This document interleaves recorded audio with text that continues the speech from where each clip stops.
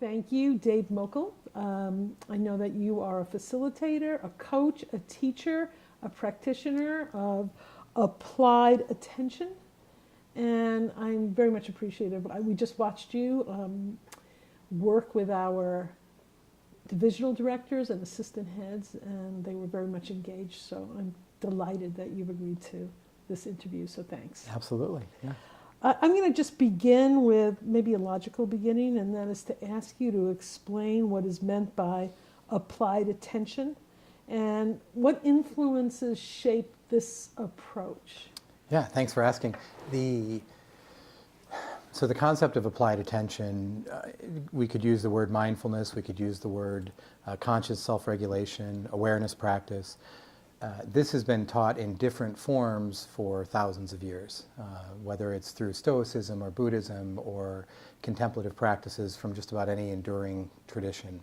And the idea is that we are simply aware of where our attention is. And over time, we've disciplined ourselves to place our attention or return our attention to what's most important. So in the course of life, there are demands on our attention, there are distractions, our attention wanders naturally. And so the ability to notice when that has occurred, bring our attention back to what's happening in the present, and to identify what's important to us and where we want to apply our energy next. So that's the idea, is to be more purposeful and conscious in how we live our lives. So I'm just sort of curious, what inspired you to devote yourself to working in the area that you work with so many different audiences? That's a great question. So to be fair, it really began in my early 20s when I was struggling with anxiety and stress and was looking for some way to work with that constructively, and came across John Kabat-Zinn's work in mindfulness-based stress reduction. And so I did a clinical internship with him and immediately saw the potential to apply this in a wide range of venues, whether it's in athletics, whether it's in the classroom, in dormitories where I worked, or with faculty. And over a 22-year teaching career, I started to work more and more with individuals and with groups in an intentional way. And then about 8 years ago, someone approached me who owned a company and said, "We'd like to have a more mindful culture. Would you come help us?" Mm-hmm. And it never occurred to me that I could actually do this full time. So since that time, after working with his company and working with individuals, my practice has just grown so that I work with young students as young as 3rd or 4th grade, 10 or 11 years old, and all the way up to CEOs of companies and heads of organizations. So do you work with them individually, and then you also work with groups? Yes. So I work with, sometimes I work with small leadership teams, sometimes I work with larger organizations, full faculties of up to 300 people, universities, but often about a third to half of my work is with individuals. So I'm curious, how do you see the relevance of what you're doing, especially with the school groups, because that's our focus? Yeah. So one of the things that I believe strongly, and there's a lot of research to support this, is that self-regulation really is the key to humans' ability to bring out their potential in the world. So being able to make purposeful choices around emotions, around behavior, around relationships. And the basis of that, the foundation for that, is how skillfully we use our attention.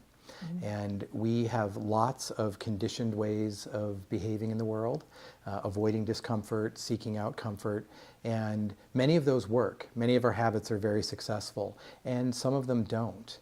And I'm really interested in people seeing that the beginning of fruitful change is actually paying attention, seeing what are you doing right now, is it working, are you getting the results that you're trying to get, and the more that we build the strength of our awareness, the more choices we have, and I would say ultimately, not to be too dramatic about it, but the more freedom we have in our lives to choose behavior that really works rather than just simply responding to our conditioned and habitual ways of doing things. So this is sort of, am I right to characterize it as a kind of self-realization, investigation of yourself? Absolutely. Before you are able to be, or in the interest of becoming more effective as a leader of a group. Absolutely.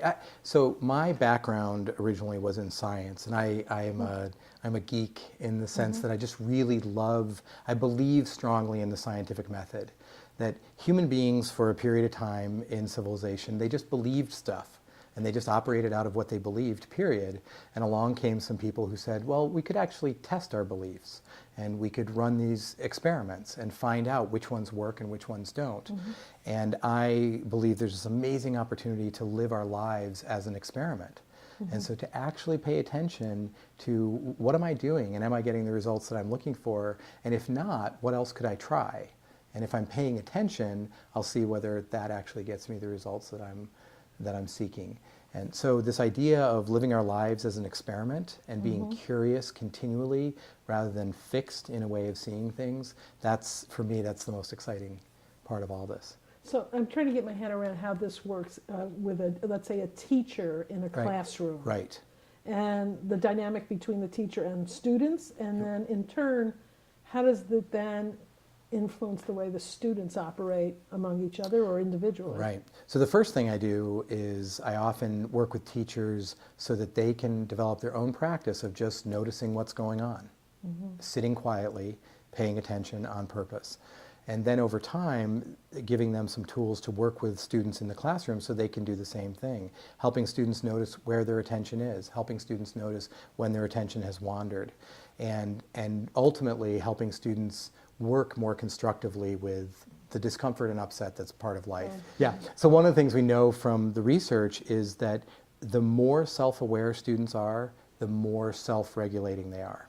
And so there are school districts who have actually chosen to use mindfulness practice as a form of self-discipline. So if a student is disrupting in class, then they'll just ask a student, would you like to go and sit quietly so that you can self-regulate again? So what I'm really interested in is students building skills rather than students learning simply to respond to their environment.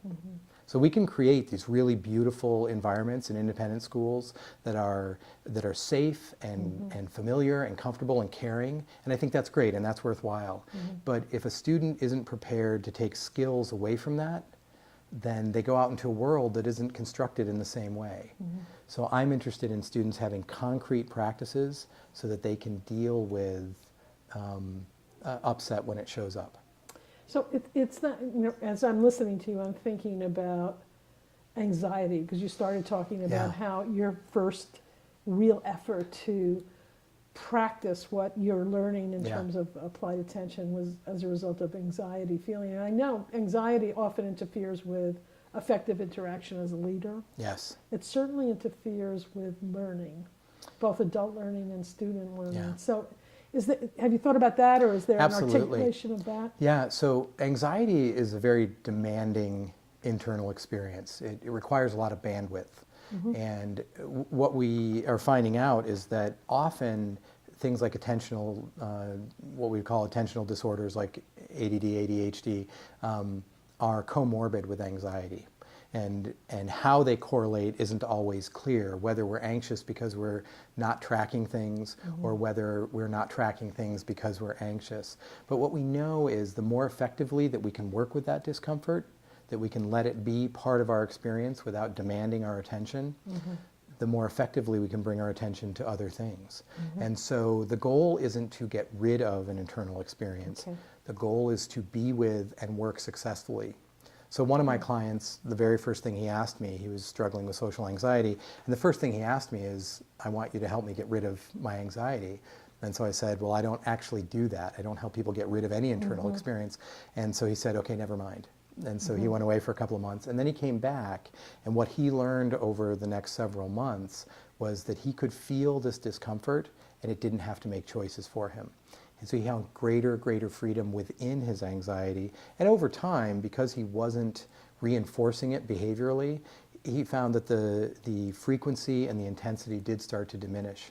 But that actually wasn't the goal. The goal was to find freedom within the anxiety, and then as a result of that, it started to diminish. It's like a bonus.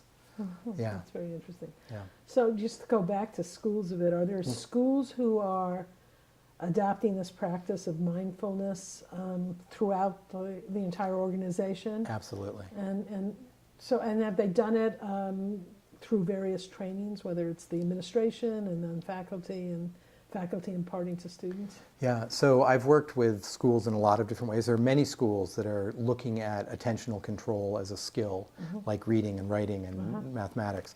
And I've worked with some schools where we've started with the leadership, actually starting with the head in an individual coaching process, and then moving through the executive leadership team, and then down to the faculty, and now into the student body. So that's one direction that we've gone. I've also worked in the other direction, starting with students and parents and moving upward. I would say that without a doubt, the more that the leadership buys into this as a practice that has value, the more likely it is to succeed in a school.